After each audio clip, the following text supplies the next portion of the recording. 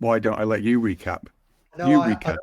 I wasn't here last week, and Previously on the fix. I haven't watched the episode. But you've told me what you did. Read Mhm. recommendations, right? So previously on the fix, I would say Glenn spoke at length about books that nobody will ever read. Welcome to The Fix.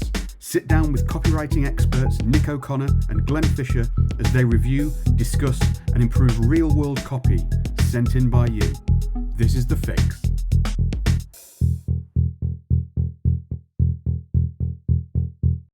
I picked very slim books to make it very easy for people to read them. It always used to, when I first met you, it was The Old Man and the Sea, Hemingway, that you forced everybody to read, which I admit, which is a great book. But as you've got older, it's become more and more esoteric. So I can only imagine it was like, I don't know, the letters of Margaret Thatcher's postman or something strange. They'd be good. They'd be good. Maggie's only got junk mail again today. Maggie's going to hit me. Right. Do an actual recap, and then we'll do the second part. Yeah, so if you haven't watched or listened to the first installment of this, 10 books that all copywriters should read that have nothing to do with copy, my 5 picks were slim to make it easy. I did 3 novels. One was Death and the Penguin by Andrei Kirkov, and I explained why that would help you in copywriting. The second novel was Small Things Like These by Claire Keegan, which is a modern update on The Old Man and the Sea recommendation for brevity. The third novel was Jay McKinnon's Bright Lights, Big City, one of the most successful novels to be written in the second person. You can see where we're going, Nick, with the copywriting advice here. The fourth was The Letters of Groucho Marx, which was all about faking, like going one way, sending your reader one way and then going the other. He does that brilliantly in those letters. And the fifth was The Consolations of Philosophy, because I'm bored of behavioral science and believe you may as well read philosophy instead. And that's an easy one. So they're my 5 picks.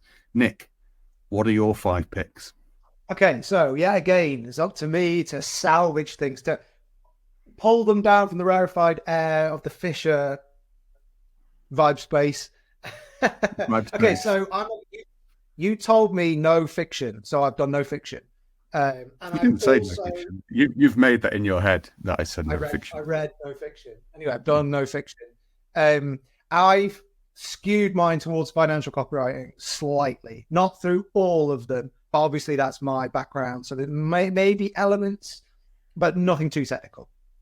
By the way, my overarching feeling with all things like this is copywriters, these types of lists, we've done these sorts of things before, they're always very popular.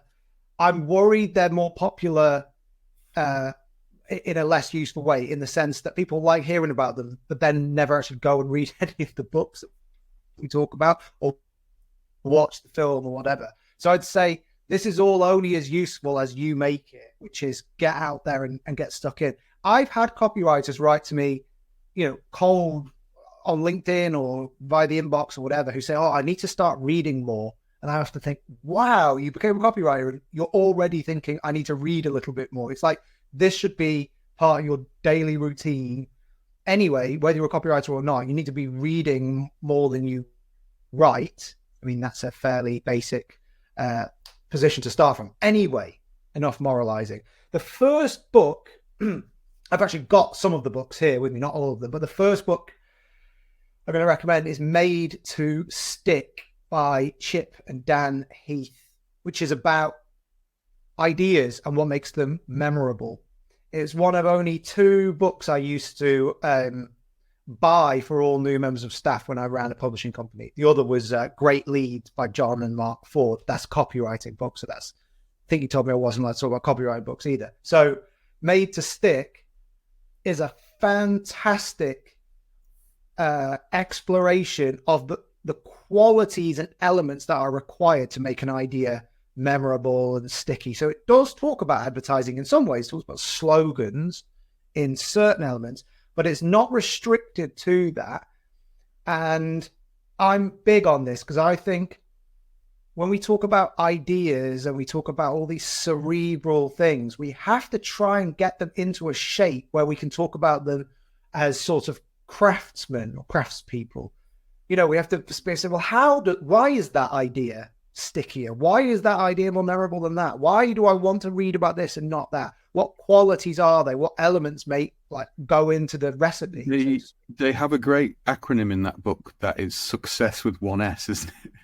They're not great at spelling.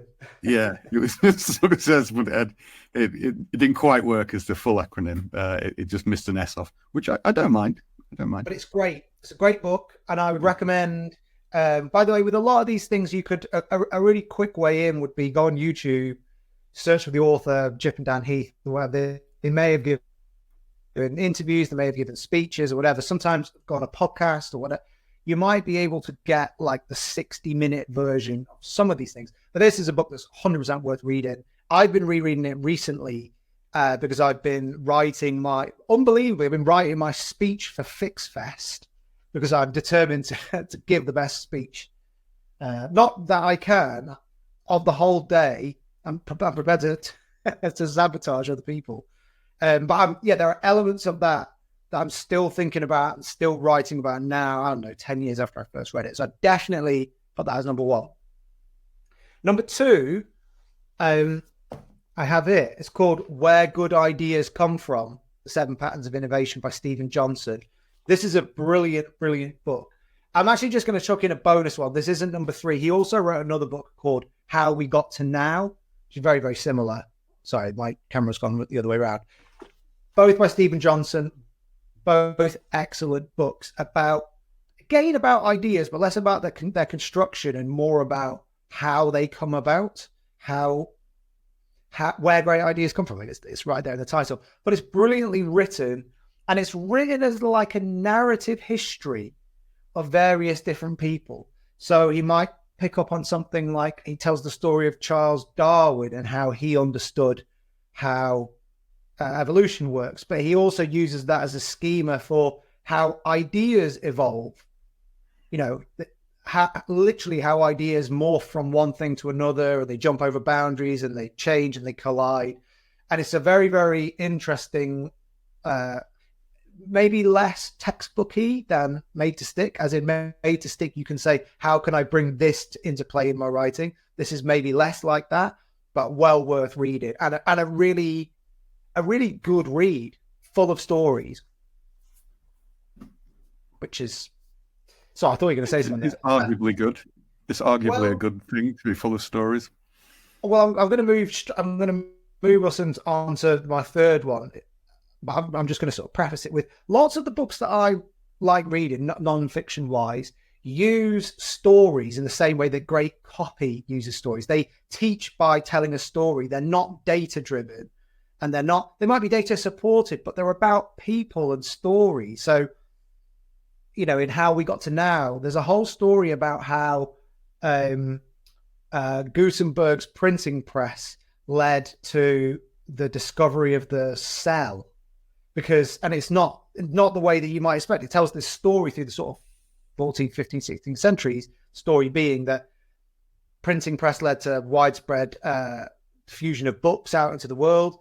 That made people realize that they needed glasses when they never had realized before. That led to breakthroughs in lens grinding because people needed glasses, so it became an industry.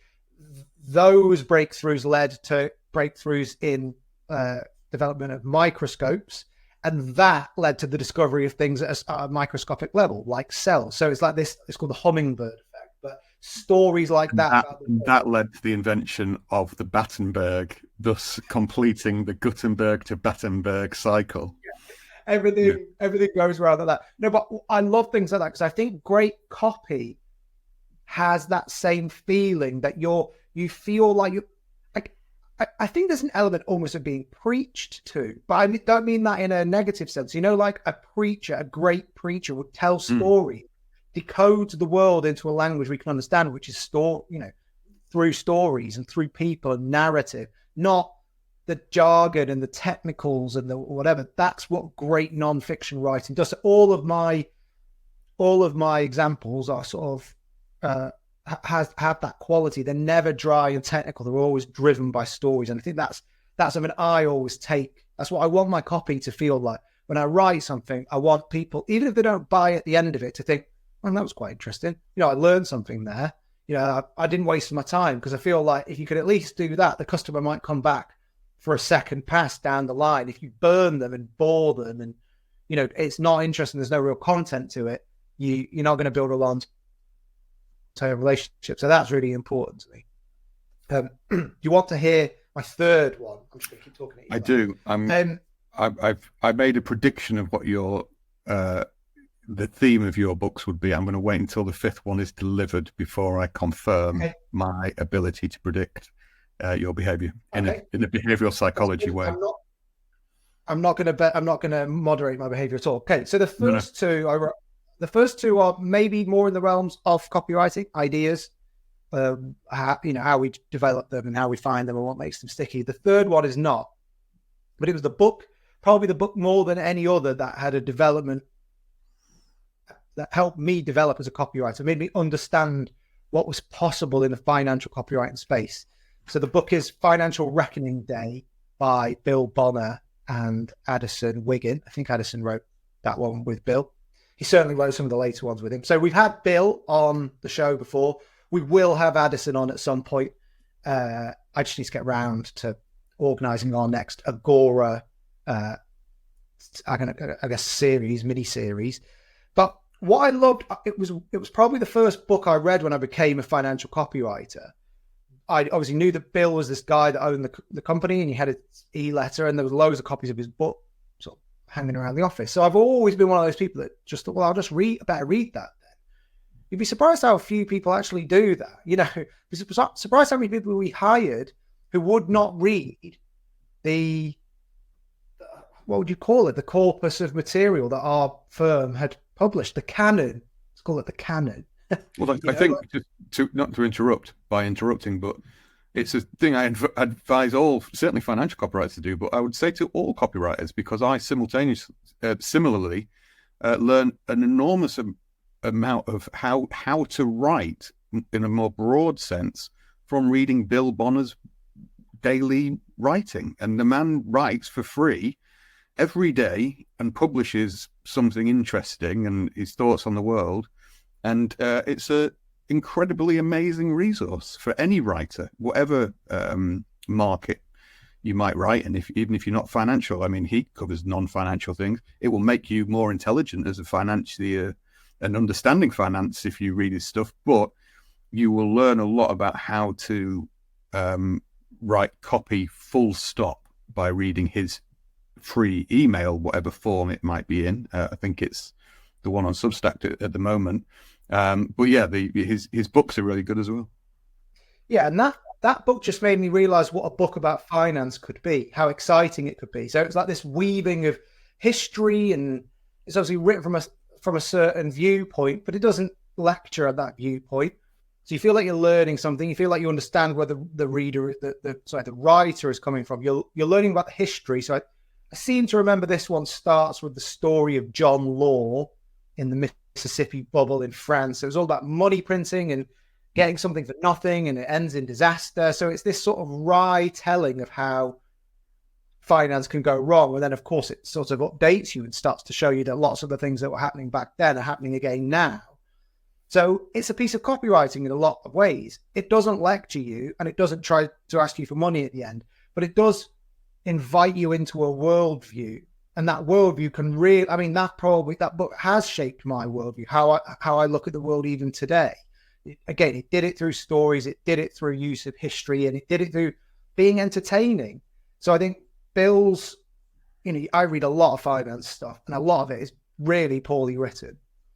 Or it's almost written for people who this imaginary reader that doesn't care for stories and doesn't care for entertainment, and it's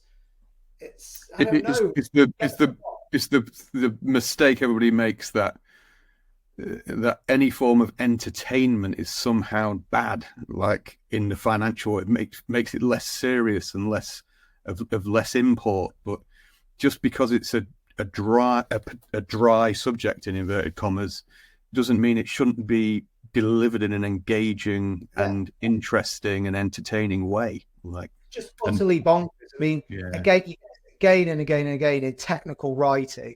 So I've got a friend who works in the oil and gas industry, and he might be giving a presentation to geologists.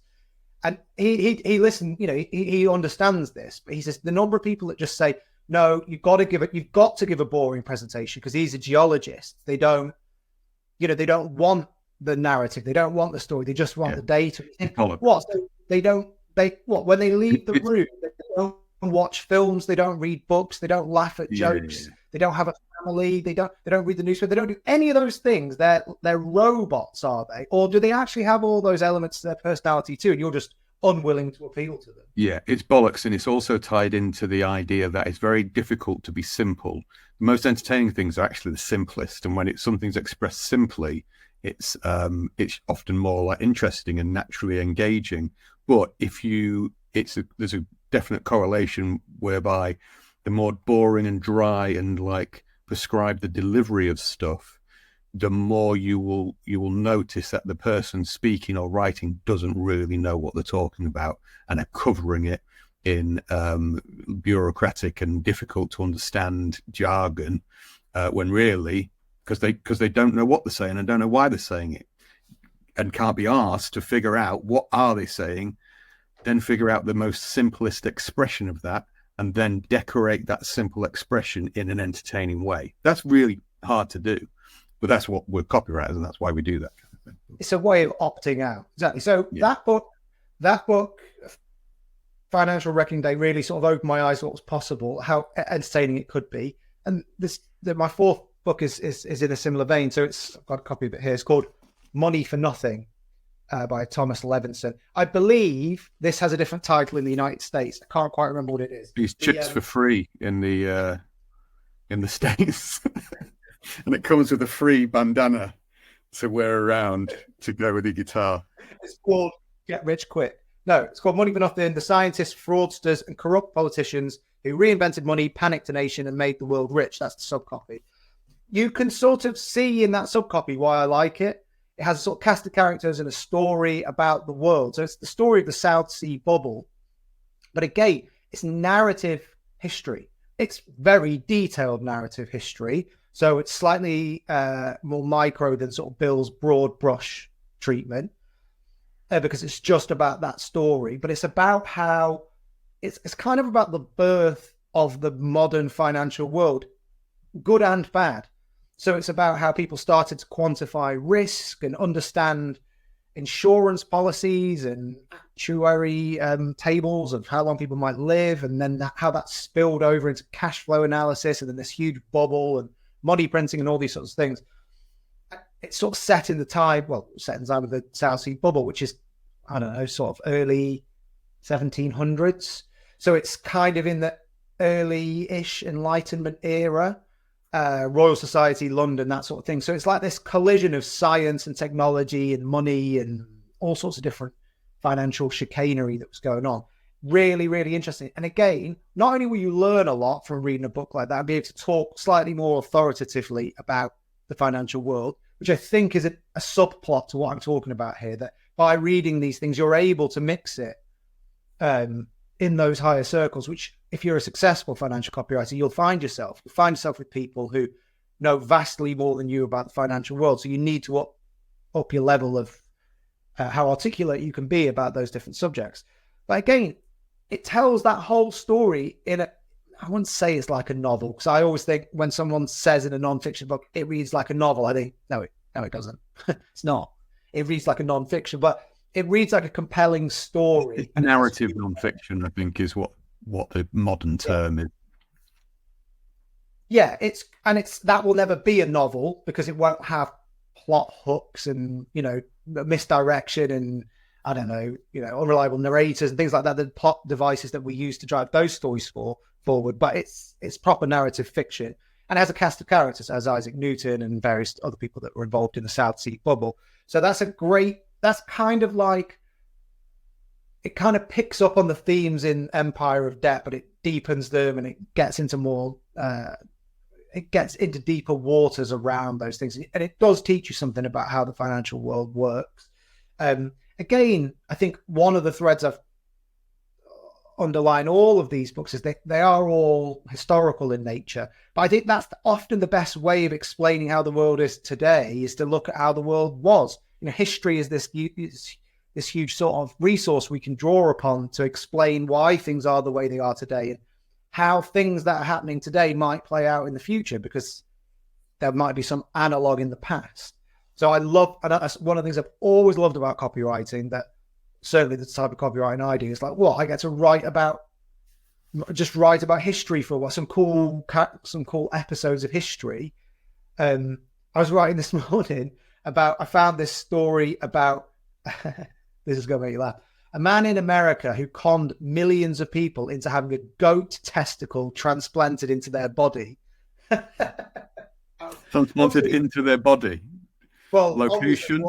The hardware they had wasn't working for them, so they were desperate for any answer. And this was a guy with I don't want to call it a snake oil salesman, because it's not. It was a goat bollock salesman. Yeah.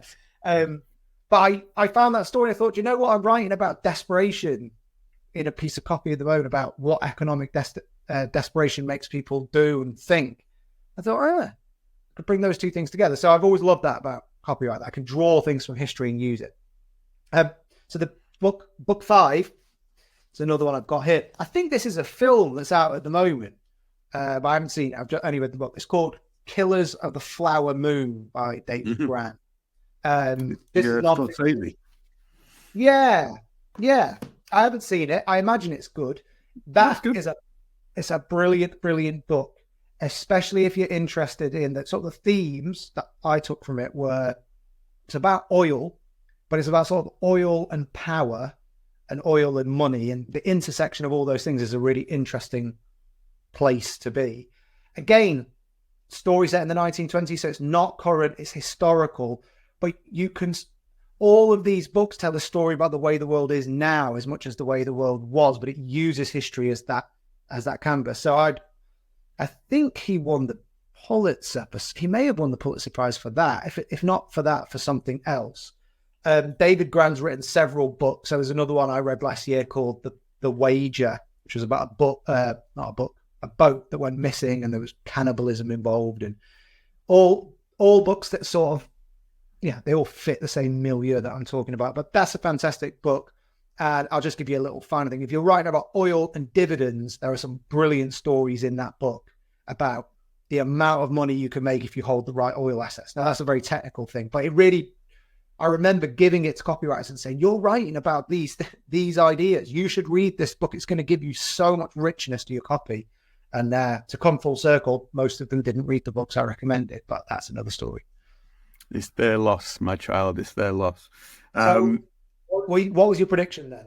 So I predicted, and I reckon I'm pretty accurate. I predicted in the typically vague Glenn way, not expressing himself correctly in real life, even though I'm a writer in my actual work life.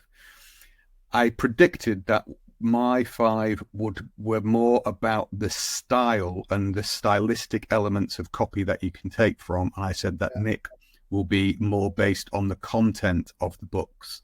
And what I meant by that was exactly what you've displayed, is that where I'm looking at the style side, style over substance or what have you, but you need a bit of both. You want to be looking at the style of something, but then to be a good copywriter, you need to be able to mine all of this interesting content and see what's out there in the world and learn that, which those 5 books give you a great way of doing that. So that's what I had a prediction of that, and people might have wondered, what do you mean he's going to be more content based? But that's exactly what I mean. It's the actual the hard kind of learning you can get, and I don't mean that as in hard as in it is hard.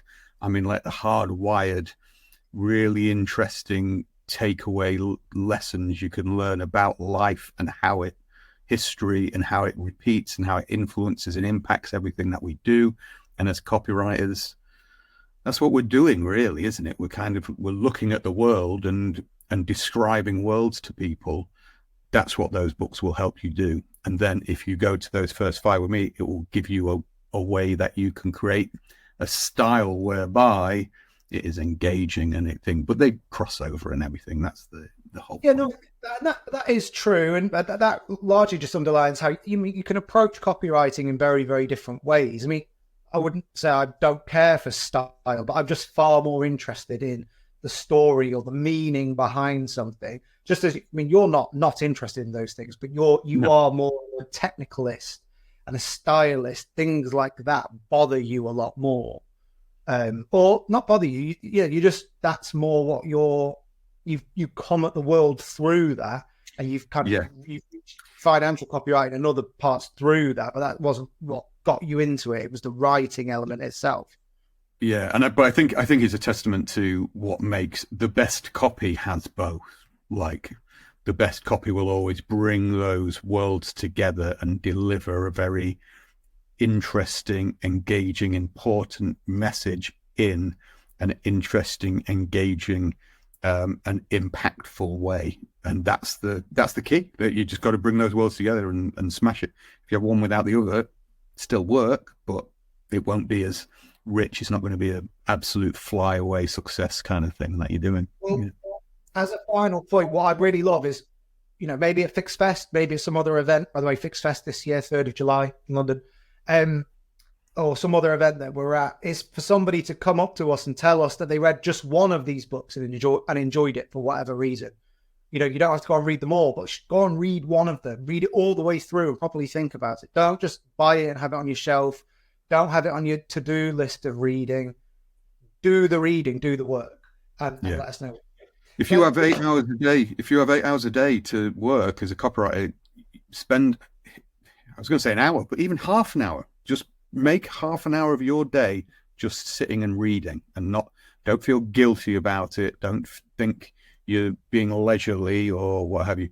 It is absolutely fundamentally important to your success as a copywriter that you read a lot and you read widely, and you don't just read the latest copy book or behavioral science crap that's being published.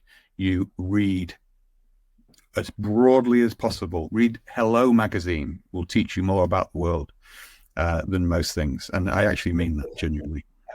Will teach you more about the world than all of the books we just mentioned. All of them put together. Let's wrap this up. Thank you very much for joining us, everybody. We will see you next week for another episode of The Fix. Thank you very much. Au revoir. If you enjoy The Fix and want to get access to even more good stuff, join the Fix Accelerator today. Get access to special masterclasses from Nick and me, watch expert interviews with industry legends, join live copy feedback sessions every week, and get connected to our very own private copy network. Visit thefixaccelerator.com for more information.